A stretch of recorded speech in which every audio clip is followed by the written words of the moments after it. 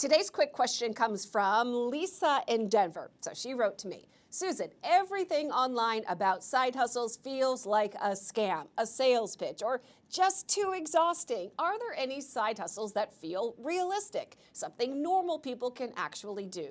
Lisa, I love this question because that's exactly how so many people feel. And honestly, I am with you. We are busy enough. No one wants a second full-time job or to sell vitamins on Instagram. Ugh.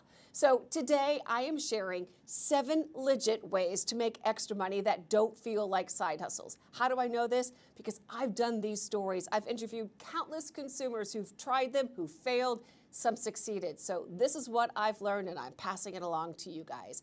So no gimmicks, no huge investments, just simple ways to bring in extra cash without burning out. So before we dive in, just a quick reminder, you don't need to grind to improve your finances. Even an extra $200 to $400 a month can make a huge difference. It can cover groceries, gas, or even help you just pay down some debt faster. So think of these as money habits, not actual side jobs. Each one will fit into your life, not the other way around. Okay, let's get into it. Number 1, become a mystery shopper. Yes, it really is still a thing. They're not all scams, I promise you. This is a real thing. It's been around for decades. Companies actually do pay regular people to go visit their stores, their restaurants, car dealerships, you name it. And they want you to rate the service that you get, right? It does help brands see what the customer experience is really like. So here's how it works. So you go directly to the website of a legitimate mystery shopping company. Here's a couple that have a good reputation. One is called Bestmark, Market Force. There's one called Sinclair Customer Metrics and IntelliShop. These, as I said, these are well-known, they're reputable firms that do work with major brands and major companies. So you're gonna go right onto their site, you fill out a quick little profile, and they're gonna show you available assignments near you. You can even pick the ones that sound fun, that work within your schedule. It could be trying at a restaurant, it could be buying something small at a store, test driving a car. And each of the jobs comes with a little checklist, and it's all done through an app, right? So it'll ask you things like, how long did it take to get greeted by someone? How clean was the store? And was the staff nice? And did they talk about promotions? Most of the time, you will have to pay for the item or for the meal up front. Just keep the receipt, and then when you submit your report, they'll also ask you to upload your receipt. And within a couple of weeks, you'll get reimbursed for whatever you spent. Plus, you also get a payment for your time, and usually it's anywhere between $10 and $100 per assignment, depending on the job, of course. Here's a couple of pro tips. Never pay a company to join or buy a mystery shopper kit. Real companies pay you. Scammers try to get your money. So if someone sends you a check and asks you to buy gift cards or wire money, that's a fake. So bottom line, to be a mystery shopper, it's not a full-time job, but it can be surprisingly fun, and it could be a fun way to make extra cash doing something that you would be probably doing anyway, whether it's grocery shopping or dining out. And it's just giving feedback, which we all do anyway, right? Number 2, teach what you already know. You don't need to be a teacher to teach. If you can help someone learn a new skill like music, writing, tech basics, cooking, some of these you could do virtually, of course. So all you have to do is you can check out Teachable, Skillshare, or Wisent. These are great apps to kind of get your business started. You can set your own rate. You can let them know if you're going to work from home, and you turn your knowledge into income. Let's talk about decluttering for dollars. I love this one because I live with a husband who loves to collect things. He's horrible at this, but I am so good at decluttering.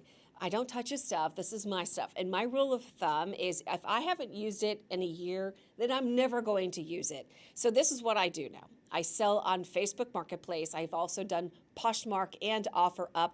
Declutter, it's a great one for old electronics. Here's a little trick. List 3 or 4 items every single week. I do this because I've noticed that if you have a steady flow, it keeps you in that algorithm. And it's amazing how quickly small sales actually add up. So I'll tell you what I sold not too long ago. I sold a coffee table, a pair of boots. Yes, they were used, but gently used, and also an old bike. And I made $303 in one weekend. Next is freelance. So this is a good one. This is different than teaching. If you have a skill, so you're a good writer, you have a good voice, someone's told you, oh, you've got a good voice for radio, social media design, even proofreading, you can actually pick up small freelance gigs on sites like Upwork, Fiverr, or freelancer.com. Here's a little tip though, start small. Just offer one simple service that you enjoy doing first. Just try it first to see if you like doing it. Even one project a month can actually turn into steady income. Think of this as like a little extra income on your terms, not a new career. Get paid for your opinions. Believe it or not, yes, companies really do pay for your opinion, but not in the get rich quick way that you've seen on social media. This is called market research, and some big brands will spend millions of dollars testing new products, websites, before they actually launch, and they need real people, not the marketing experts, to give their honest feedback. So here's how it works. You sign up with legitimate research platforms like User Testing, Respondent.io, Survey Junkie, or Inbox Dollars. You fill out a short profile on their website. Usually they're just going to ask you for your age, your location, but the most important part is your interest. And then you start getting invitations to studies that actually match with you, your interest. So with user testing, you record your screen and your voice while browsing a website or trying an app.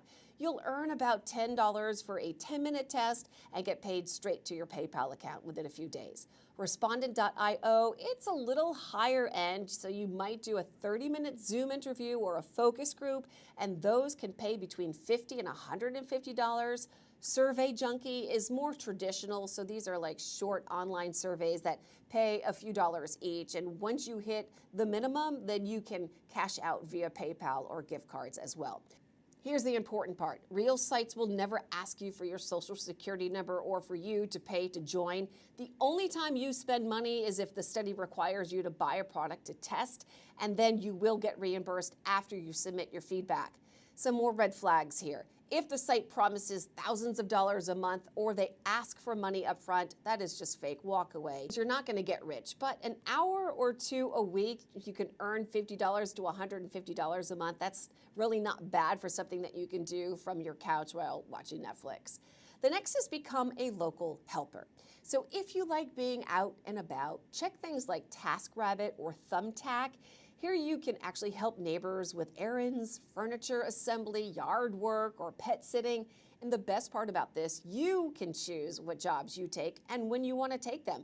Some people actually do this a few hours on the weekend and they make $500 a month consistently. This is pretty flexible, it's simple, and it's a great way to meet people in your community as well.